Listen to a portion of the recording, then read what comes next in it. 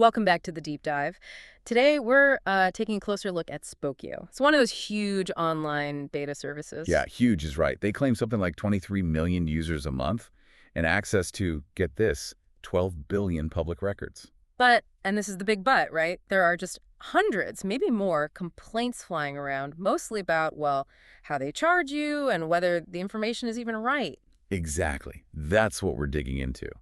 How can a service seem so massive yet have so many questions swirling around it? It's really interesting. I mean, founded by Stanford grads, they've got an A- from the Better Business Bureau, which sounds pretty good on the surface. It does, but then you look at, the actual user experience. Yeah. It feels very much like a system designed to get you paying recurring fees Yeah. without maybe fully realizing it. Okay, let's talk about that pricing then, because that seems to be where a lot of the trouble starts. There's this initial trial, right? Like 95 cents. Yeah, the $1.95 trial for 7 days.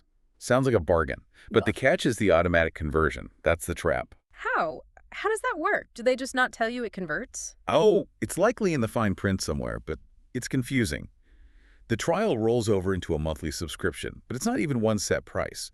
People report getting billed $19.95, sometimes $24.95, even up to $30 a month. And you don't know which tier you're going into when you sign up for the 95 cents? Apparently not. Yeah. It's not made clear at checkout which plan you'll end up on. Very opaque. Wow. And that's not even the end of it, is it? There are other costs, too. Right. If you want the really detailed stuff, like, say, court records or deep historical background info, those costs aren't usually listed up front. So you only find out when you actually try to access that specific piece of data. Exactly. You click, and then, surprise, another fee pops up. Okay, I can see how that leads to complaints. We mentioned the BBB. You saw like 500 complaints related to this. Over 500, yeah. Hmm. And a really common pattern is someone sees the 95-cent charge, but then also a $19.95 charge hits their card almost immediately, or, very soon after, unexpectedly. So they call customer service. What happens then? Do they get their money back? Sometimes. Yeah. But often it's a partial refund, like maybe $11 back, not the full amount they were charged incorrectly. It's messy. Why only partial? And why is the data itself sometimes so off? You mentioned it ties back to what Spokeo is legally. Yes, this is absolutely crucial. Spokeo operates as a data aggregator. They are very clear legally that they are not a consumer reporting agency under the Fair Credit Reporting Act. And that distinction matters because... Because it means they have no legal obligation to ensure accuracy. They just collect publicly available data. They state quite openly they don't guarantee it's correct, and importantly, they can't edit or fix errors. So if your public record has a mistake, Spokeo just reflects that mistake forever. Pretty much. If the source is wrong, their report will be wrong. They're just mirroring the data, warts and all. Okay, so that brings us to the actual effectiveness. If they can't fix bad data, what does that look like in practice? There was some independent testing, right? Yeah, we looked at reviews where someone searched for a person they knew really, really well, intimately. And the result? Honestly, kind of laughable. The search pulled up addresses in states the person had never even set foot in, phone numbers that were long disconnected, even listed relatives that just didn't exist. Non-existent relatives, wow. Yeah. And another test, someone searched for themselves, found 0 results for 7 social media accounts they actively use every day.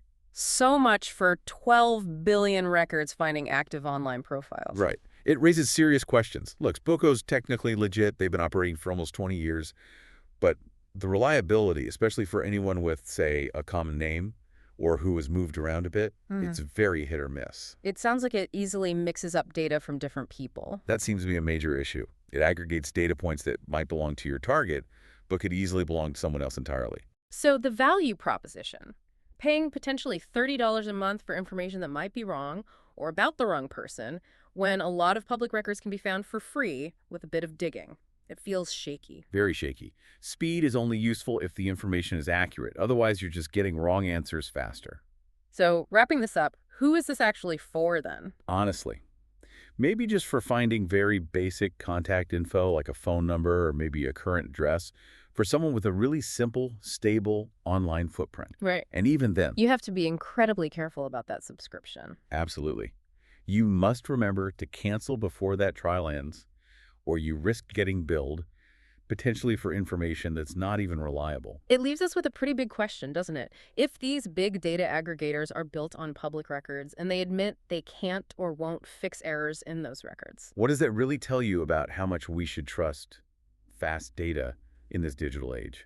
Something to think about.